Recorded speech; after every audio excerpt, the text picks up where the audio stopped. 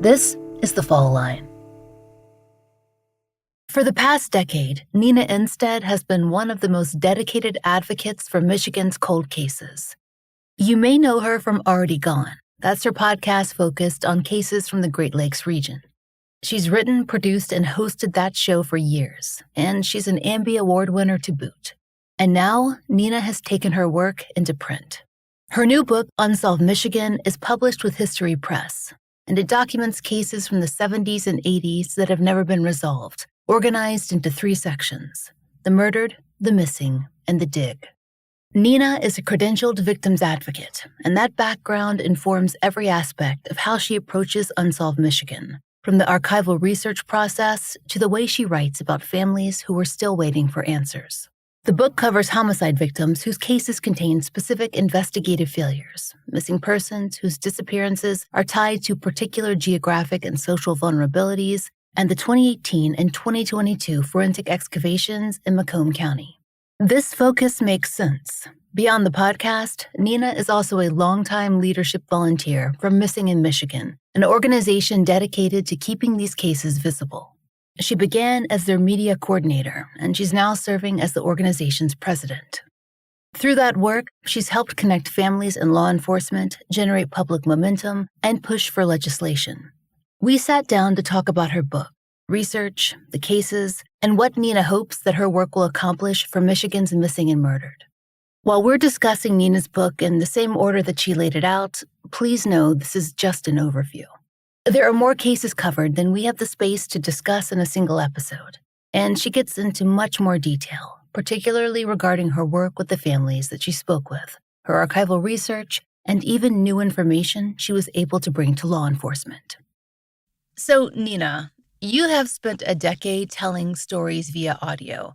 I would love for you to talk about what the medium of a book allows you to explore regarding Michigan's history that just didn't quite fit or suit a podcast. Well, I've always wanted to write a book. Like my whole life, I've wanted to be a writer, and writing for the podcast was very satisfying, but there's something maybe a little more satisfying about having it come out in a book. You get to see places and people and spaces that you don't always get in a podcast unless you go looking.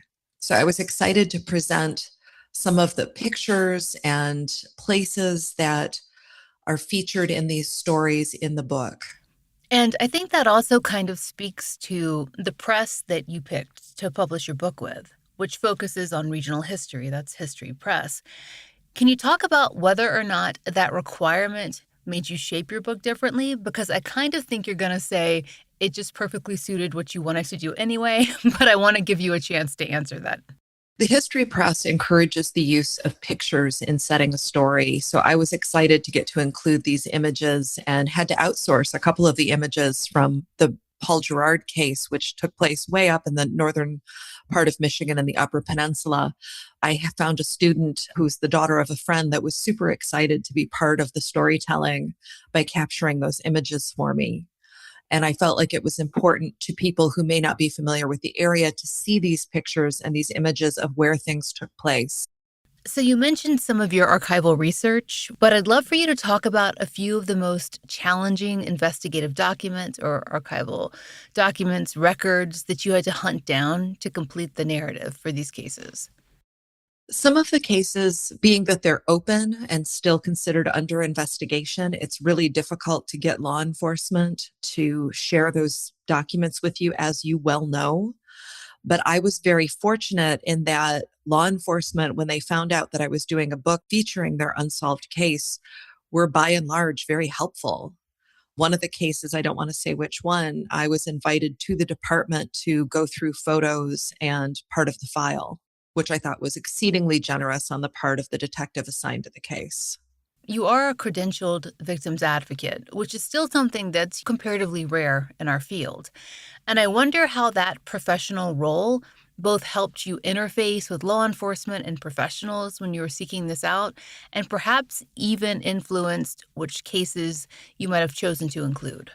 One of the things that I'm most proud of about this book is that in all but 3 cases, I was working with a family member or a friend of the deceased. And when you go to law enforcement and say, look, I'm working with the sister, I'm working with the daughter, they're more likely, at least in my experience, to be open handed with you when they know that, look, this has the support of the family. When I hear that, I also begin to think about not only the cases that you chose, which we will get into, but also the structure of your book, which is one of my favorite things about it. I wanted people to have a choice in what they were going to consume because some people don't like unsolved murders. Some people don't like missing persons cases.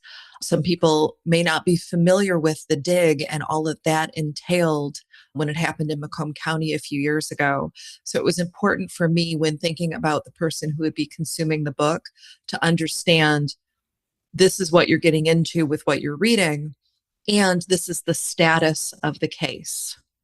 These cases are unsolved murders. These cases are missing persons. And these cases are attached to this law enforcement event that took place almost 10 years ago now, but still has shaped the way their case is investigated, how the case is approached.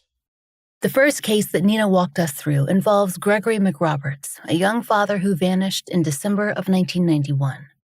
Well, Gregory was a young father who had a pregnant girlfriend and a toddler-aged daughter when he vanished in December. His remains would not be found until January, and it appeared very clearly that he had been the victim of a hit and run. And unfortunately, his death sparked a lot of discussion, not about who killed him, but about the circumstances of his death. His body was found in a ditch. And people theorized that he could not have been in that ditch for the weeks that he was missing. So there ended up being this whole almost cottage industry of people speculating about who hit him and how they must have kept him in a barn somewhere or in a shed and then later returned him to the ditch. And it caused a lot of chaos for law enforcement because people weren't calling in going, oh, I think this person hit him, or I think that person hit him. It was, this person has a barn. You should see if he was kept in that barn. Or this person has a shed. You should see if he was kept in that shed. So it was a very strange case at the time that it happened because there was all this unfounded speculation about the circumstances of his demise. When I was able to talk with law enforcement and look at some of the photos associated with his case, Greg was killed almost instantly. And it appears that he was in that ditch the whole time. Now, years after his death, his parents received a letter from someone who claimed to be the person that struck Greg. And this person gave all sorts of information that they were in recovery, that they had a brother, that they vacationed in, I believe it was Minnesota. But they did not give their name, but they did offer an apology for their role in Greg's death. Now, I recently learned since the book has come out that Greg's daughter, who was a toddler when her father was killed, they've been doing genetic genealogy on the DNA from the envelope that the letter came in. And they tracked down a third cousin of the person who wrote the letter. And Greg's daughter was able to sit down and break bread with this cousin of the person who potentially killed her father. Now, we still haven't identified the letter writer, but we've gotten much closer. And of course, with the advances of IgG, that could be very possible. Yes. So just a very exciting development. I really hope this is moving in the right direction. Another case covered in Michigan Unsolved focuses on Paul Gerard, a Marquette resident who was lured to Isle Royale State Park and stabbed to death in 1988. Nina had already covered Paul's story through Already Gone, but the book allowed her to go considerably deeper. So Paul Gerard lived in northern Michigan, and I have to look because I don't remember off the top of my head which town he lived in. I think it was Marquette. And Marquette is a college town. And in the 80s, just like today, Marquette's population fluctuates greatly when school is in and when school is out. When school is in, the population jumps way up by thousands, and when school is out, the population plummets. But Paul had grown up not too far from Marquette and lived in the area. Paul worked as a small machine repairman and lived modestly. He had an apartment, he drove a late model car, and he was also an openly gay man, which in the 80s in northern Michigan was unheard of. You didn't do that. It didn't happen. Now, we all know that the gay community was there and existed, but usually at that time it was kept under wraps or kept quiet. But Paul was open about who he was and what he did and how he lived his life, which cost him some friends and some relationships, unfortunately. He was lured out to Isle Royale State Park for some sort of conversation, interaction, for something. And when he was at this remote park during the cold weather, he was stabbed to death. And his killer or killers are still unknown and walking free. So in the 80s, at the time this happened, I believe it was 1988, there wasn't such a thing as a hate crime. Hate crime legislation would not come out for a few years, but there were gay rights activists who spoke out at the time and said, look, he was killed because he was a gay man.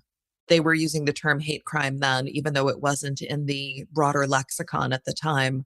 Advocates were absolutely speaking out on Paul's behalf and pushing for a better investigation.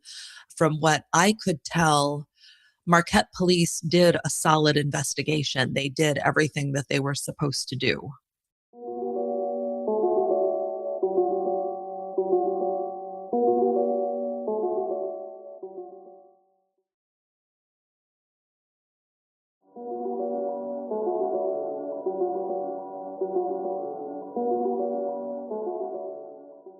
Then there's the tragic death of Valerie Bishop. Her murder, a crime that received almost no press attention, was one of the very first issues Nina and I ever discussed. She's always been frustrated by both public and private treatment of Valerie's case, particularly considering that she disappeared and was later found dead at the height of the Detroit area's focus on missing and murdered children. So Valerie's case is both equal parts frustrating and heartbreaking. Valerie was the oldest daughter of 6 children. She had 4 brothers and 1 sister, and it's her sister Kimberly that I worked with to put her chapter together, and Kimberly who really carries the torch for her case. And what I learned is that they had a suspect in 1977 when she was killed, but a judge dismissed the case against him for a lack of evidence. And I have been told by sources in the Detroit Police Department that that evidence still exists, has not been tested. And the main suspect at the time who had the case against him dismissed is still alive and still living in the Detroit area. It bothers me so much that her case is languishing when there's evidence, and I even offered to privately pay to have the evidence tested. The gentleman, I use the term gentleman loosely, the gentleman who is the main suspect was wearing pants with bloodstains on them when he was taken into custody. And the bloodstains were type O, which is the most common type, which is also Valerie's blood type. But they've never done any testing to confirm who the blood belonged to. Valerie lived in Detroit. I believe it was on Aurora Street in a, working class neighborhood in the city. And at the time that she was murdered, Oakland County, which is at the time was a predominantly white suburb, had a series of child killings taking place where 8 white children had been murdered in a 15-month period. And when Valerie's body was found, just like the Oakland County child killer victims, in the snow on the side of the road, the head of the Oakland County task force went, nope, that's not one of ours, and just dismissed her case as not being related to the Oakland County child killers because she was not a white child living in Oakland County. So her case missed out on all of the extra resources that the task force had. And as the person, to my knowledge, who has most extensively covered these cases, the Oakland County child murders, is your impression that Valerie's case is part of that sequence? It is not. I do not believe that her case is an Oakland County child killer case. However, it is tremendously frustrating for them to do zero investigation, zero effort, and just dismiss her case as not being involved. It was a child murder at the time that we were going through an epidemic of child murders. If her case had been given a modicum of attention, it would likely be solved. Nina also told me about Deborah Rentschler, whose cold case homicide is also covered in Unsolved Michigan. It's a case that has always haunted her. Deborah was a young woman whose body was found in a Farmington snowbank in December of 1980, and there are still questions about the investigation into her murder. Deborah had a very difficult life. Her mother died when she was very young, perhaps 5 years old. She was shuttled between different family members. She wasn't given a lot of guidance or direction on how to process her very understandable grief over the loss of a parent. She finally aged out of care and was 18 years old and living in some flop house of a motel in the city of Detroit. She had a boyfriend who was technically her pimp that made sure that she had food and a roof over her head, but that was about the extent of his care for Deborah. And one evening right before Christmas in 1980, she walked out of the motel that she was living in, and it was a snowy night, and she got into a car with someone, we're assuming. And her body would be found the next day in the snow, naked, out in Farmington, a good 20 miles from where she was living. So someone must have picked her up and transported her all of this distance. Her body was just dumped in a snowbank next to an office building. And Farmington police were notified of the body being there. They worked the scene, did what they were supposed to do. Oakland County Medical Examiner came and picked her up. And then on the day after Christmas, the 26th, Dr. Robert Sillery, who was the medical examiner, who had all sorts of issues, all sorts of problems. He worked on the Oakland County child killer case. He was known for not being a diligent medical examiner. He was known for not doing a good job. And he took one look at Deborah's body, which had been found naked in a snowbank 20 miles from her home, and marked her death natural causes. She was buried, labeled natural causes. So the police are like, wait a minute, wait. You're telling me that this girl who was found naked in a snowbank 20 miles from home died of natural causes? And they were like, yep. So Farmington police had to fight to get her exhumed and re-autopsied. And when she was re-autopsied, they discovered ligature marks on her neck. She had been murdered, which they assumed all along based on how she was found. And the investigation proceeded, but there was very little evidence to work on. You know, she wasn't wearing fancy jewelry that could have been pawned. She didn't have credit cards that could have been stolen. Her personal belongings found with her body were meager. And my understanding is they have since been disposed of. They're no longer in evidence. So this poor girl who had such a difficult life then had to have such a difficult death and was not treated with respect even after she was murdered. When I initially looked into Deborah's case, I sat down with the chief of police in Farmington, and I say chief of police, he's actually the director of public safety because they have a public safety department. And he was incredibly candid, incredibly open-handed. He's like, look, I want this solved. I don't like that our town has an unsolved murder. I've done everything possible to try and resolve her case.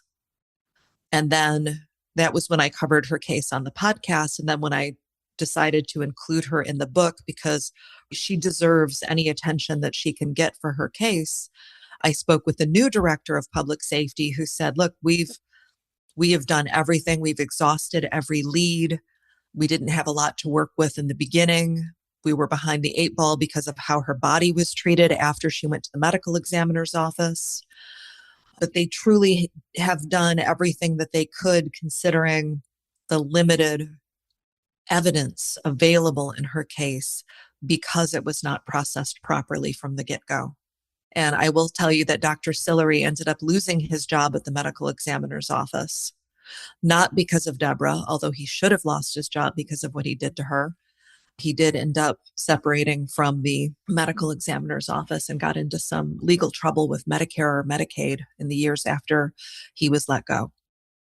The final unsolved homicide case covered in Nina's book is the death of Eddie Holman. So Eddie Holman was kind of the boy next door. He grew up in Dearborn Heights. He played football and I think he wrestled. He liked playing ice hockey on a pickup team. He, after high school, went out to Oklahoma because he wanted to be a pilot. So he moved out to Oklahoma with his girlfriend, Mara, and they lived in an apartment while he did his flight training in Oklahoma. And when he moved back to Michigan after completing his flight training, he and Mara broke things off, but remained in contact. And he moved back in with his parents. Now, Eddie was the youngest of 4 kids, but he was his dad's only child. His dad, Ted, only had Eddie. His mom had 3 older half-siblings. He was, let me think for a second. In May of 1992, he was not in college, but all of his friends still were in college. He drove up to Central Michigan University for the weekend to hang out with some of his friends on a Friday night. Then he came back on Saturday, went to a party, very normal early 20s stuff that kids do. And he came home around 3 or 4 in the morning on Sunday. And instead of going into his bedroom to sleep, he went downstairs into the sort of thrown together family room in the basement. There was a couch, there was a rug, there was a TV. And that's where he decided he was going to sleep that night. And that was not unusual. If Eddie had been out late, he would often go downstairs to sleep. Well, Sunday morning rolls around and his mom and dad decide that they're going to go to early mass at 8 a.m. and leave Eddie sleeping it off downstairs. When they come back from mass, mom goes downstairs to check on some stuff in the basement and discovers that someone has strangled Eddie with a pair of pants and left his body on the floor. Eddie's mom calls the police. They come to the scene and they're not sure if this is a homicide or a suicide because the pants are wrapped around Eddie's neck. They're looking for a place that the pants could have been hung up for him to hang himself, but they can't find one. So they have the medical examiner come to the scene to make a determination. Is this a homicide or is this a situation of self-harm? The medical examiner determines that Eddie died by violence. This is a homicide. They need to do a full investigation, and they do. They tow Eddie's car. They roll up the carpet from the basement. They take the pants into evidence. They do a full autopsy on Eddie. He's got abrasions on his face and on the back of his head where someone struck him, and he has died by strangulation. But someone had to know that Eddie would be home alone that Sunday morning while his parents were at mass. I think that someone would have to know the Holman family's routine, that the parents went to mass on Sundays. They may have to have had a key to get into the house. Ted can't remember if he locked the door behind him. So he thinks he did. So how did the person get into the house to get access to Eddie? The second section of Unsolved Michigan provides in-depth coverage of some of the state's coldest missing persons cases. Nina walked us through some of those details. Each case is unique, and some cases they leave a big footprint, and other cases don't. The case of Kim King, which I discuss in the book, she crawled out a friend's window and was never seen again. But we don't know where she went missing from, so we have no crime scene to start from. But if you look at the case of Bernice Gray, her car was found with bloodstains in it, which gives you a big footprint to work around. Bernice's case has actually been prosecuted. The question is, where is Bernice? She is still missing, even though someone has been prosecuted and sent to prison for her murder. There's still a big unanswered question there. Whereas with Kim's case, no one's been prosecuted. They think they could maybe possibly have a suspect, but they're not entirely sure.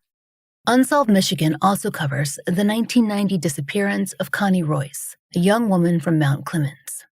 So Connie was in her early 20s. She was somewhat recently divorced and was out on the dating scene. She had moved back in with her parents.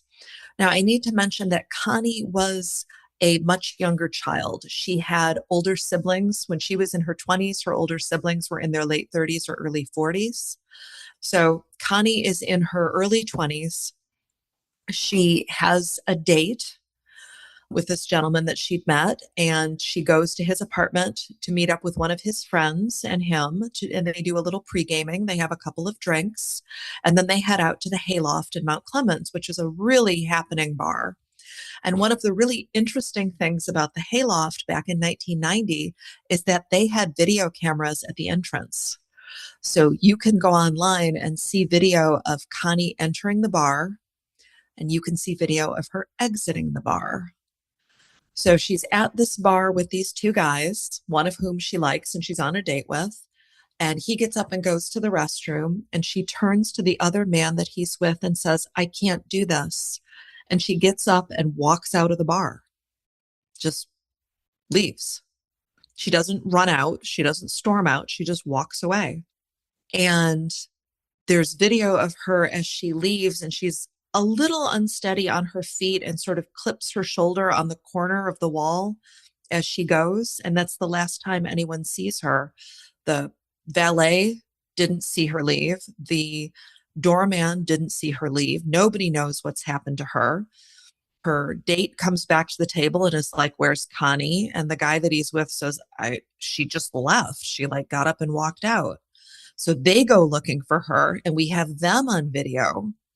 So we know they're not involved in her disappearance because they didn't leave the bar except to walk out to the doorman and say, where did Connie go? Have you seen her?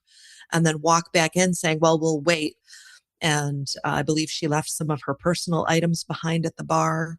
But Connie was gone and has never been seen again, except maybe a possible sighting at a payphone outside of a busy pizzeria, the local takeout pizza place on a Friday night or Saturday night. They may have seen her using the payphone out on the street in front of their business, but we have no idea. And now Mount Clemens is also on the water. So there were some areas that she could have potentially gone into the water, but those areas were searched. So you already mentioned one case where we see a conviction, but no person recovered. And there's one more that I want to touch on, and that's the case of Carly Morse. Yes. Carly was a 16-year-old girl who stepped out to get some air one night from the apartment she shared with her mother and disappeared. Her mother did not know that she'd made plans to meet up with a couple of older teenage boys that she was friends with. Her mom looked for her all over, all the time, fought really hard for her case, called the FBI when she didn't think that Westland was doing what Westland needed to do to investigate Carly's disappearance. The FBI confirmed that Westland was doing everything they needed to do, and it ended up being a young girl who was dating one of the boys that Carly went out with that night who broke the case open. And Carly's case does have resolution in that her killers are in prison and they're going to remain in prison for a long time. But Carly has never been found. There's never been any sight or sign of her in decades.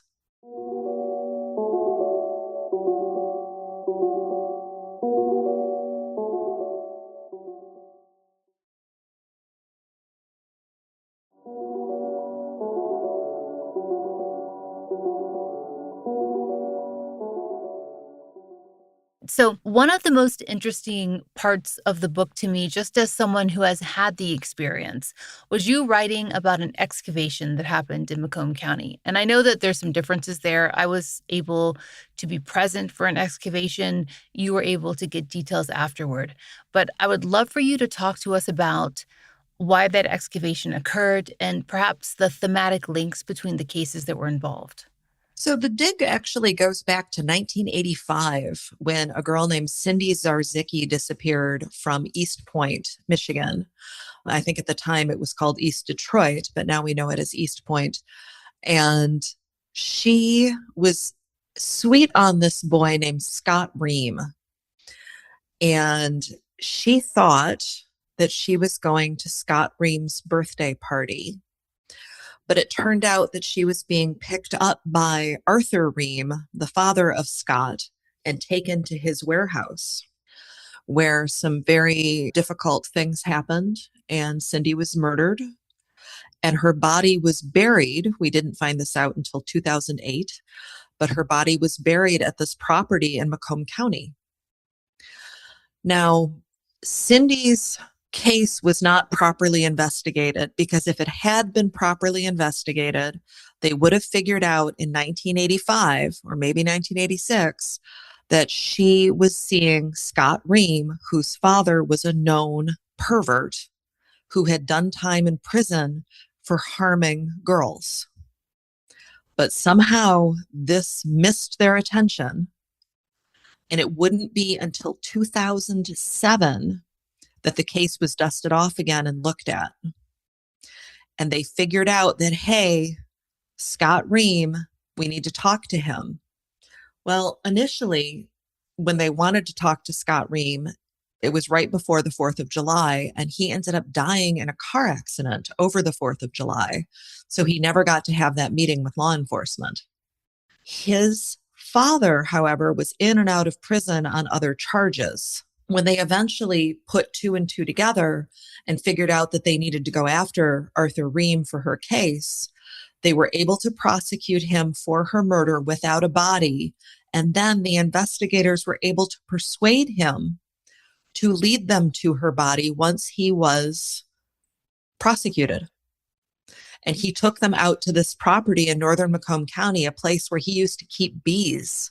He knew the people that owned the property. He used to hunt up there. He kept bees. He spent time up there, and that was where Cindy was buried. They were able to exhume Cindy and bring her home to her family after, 20 some years. And when the Kimberly King case, which we talked about briefly earlier, when that case started to heat up again, they looked at Art Ream and thought, well, if he buried Cindy Zarzicki on this property, maybe he buried Kim King. Maybe he was involved in the disappearance of Kelly Brownlee. Maybe he was involved in the disappearance of Kim Laro. Maybe he was involved in the disappearance of a couple of other girls who are not covered in the book. We're going to dig up this property. And they brought in the Michigan State Police, the FBI, the Macomb County Sheriff, the Warren Police, like all of these different agencies descended on this huge piece of property, multiple acres. And they brought in cadaver dogs, they brought in backhoes, and they just started tearing up this undeveloped property, trying to find human remains. Unfortunately, they didn't find anything. So I covered Kimberly King's case on the podcast in 2017 or 2018, and Kim's father had a criminal record, and he had served some time behind bars. And one of his buddies that he had served time with was a guy named Arch. Now, if you're familiar with the Oakland County child killer case, which we also talked about earlier, there's a man involved in that case named Arch Sloan. And when law enforcement listened to my coverage of the Kim King case, they went, wait a minute, what if the Arch that her dad was friends with was Arch Sloan? We need to pull out Kim King's case file and look again. And it led to them reopening Kim's case, which culminated in the dig. Although that dig was unsuccessful, are you hopeful, especially based on more modern forensics? So I go back and forth on being hopeful. Unfortunately, Art Ream died in prison about 2 years ago. So there's no one left to prosecute or question, at least in his instance. So it concerns me that law enforcement may have put all their eggs in his basket and are like, well, he's dead. There's nothing we can do. I am hopeful that there will be a development on that property because it's in a nice area of Macomb County at the north end. I'm hopeful that someone will develop it and that more evidence will be uncovered with development of the area. Nina's work with families and in support of their cases doesn't end with her book or her podcast coverage. She and retired Michigan State Police Inspector Sarah Krebs have collaborated for years through Missing in Michigan. And as we told you, Nina recently stepped into the role of president. Nina told us that the partnership with Inspector Krebs has informed how she approaches case files, FOIA documents, and how she treats the line between conjecture and actionable evidence. So, working with retired Inspector Krebs has been amazing. I've learned so much from her in terms of operating missing in Michigan, working with families, providing resources to families, which is something that Missing in Michigan strives to do, is to be a resource for families of both short-term and long-term missing. But it's also been an education for me because when I started my relationship with Missing in Michigan back in 2018, I was looking for cases to cover. I was, a very green writer, researcher, podcast host who just wanted a good story to share with my listeners. And I have, I believe, grown and changed so much. And much of that came from Sarah's direction and her guidance in how to handle these cases, how to work with families, how to treat families and their missing loved one with the respect that they deserve. And it's really been quite a transformation over the last almost 10 years that I've been working with Missing in Michigan. I would love for you to just briefly mention what Missing in Michigan can do for families in the area. So, one of the things that I've started in the last calendar year is we've started doing quarterly family meetings where we go to different parts of the state and invite families of the missing to come and work with other families of the missing. Because as understanding or sympathetic as you may be or I may be, we don't get what they're going through. They need to talk with other people who are in their same situation. And I'm giving them the opportunity to do that and to be in that with someone else who's in the club that they are in, having a missing loved one, be it short term or long term. And I think that the short term families can learn a lot from the long term families and vice versa. Each May, we do a day of the missing where we invite families from all over the state to come to our host location, which is Madonna University. And they get to spend the morning together. They get to have lunch together. And then Missing in Michigan does our awards and also gives them the opportunity to talk with law enforcement and to talk with the media and get additional coverage for their missing loved one's case. We do that at each of the family meetings as well. And it was really great to see, people who have a long-term missing, someone that's been gone 30, 35 years, and someone that's been missing for 3 months. And they're both getting time and attention from the local media for their case. It is much needed. And it's good for them to get that practice of speaking to the media and advocating for their missing loved one. Is there something that you wish general audiences who receive this information knew or understood about missing persons cases that they just don't quite get yet or that you don't see discussed? So, one of my great frustrations is dealing with runaways. Because a child is a runaway, I see frequently dismissive comments. Well, they'll be back. They'll come home when they're ready. And it's like, wait a minute. We know that teenagers don't have fully developed brains. We know that if they've run away, they're not making great choices.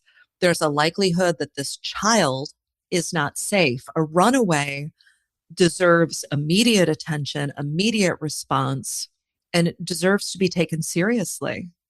And I just would love to see people, instead of being dismissive of a runaway case, is, well, they'll come home. Well, but in the meanwhile, they could be in danger, and this could shift from a runaway to an endangered missing case in the blink of an eye. We have to look for these kids. We have to take these missing teenagers seriously.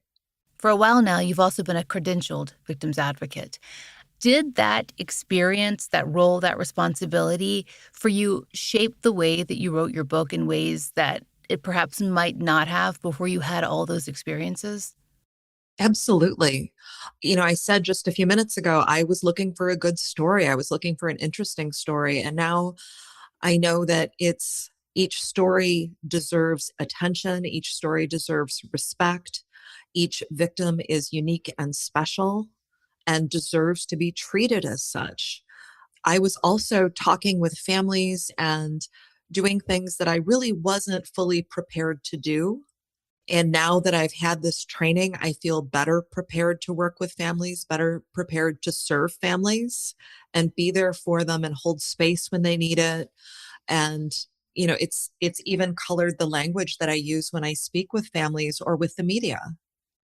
I asked Nina where listeners and interested readers can find out more, and maybe even meet her this summer. So I'm going to be at Schoolcraft College in the city of Livonia in July on the 31st, teaching a class called Unsolved Michigan, Missing Persons and Cold Cases. So that is really my only event that I'll be doing over the summer. And then as we get into the fall, I will be back at libraries all across Michigan, Milford, Novi, Livonia, even some outstate stuff. But I've been posting my calendar of events on my social media. So if you follow me on Instagram or on Threads, you will likely come across where I'm going to be in the weeks ahead. Be sure to pick up Unsolved Michigan. It's available now wherever you get your books and through your local library. I have a copy, and it is empathetic, detailed, and overall just a really amazing read. If you're not already a listener of Already Gone, Nina's podcast that covers cold cases from the Great Lakes region, you have a great back catalog waiting for you.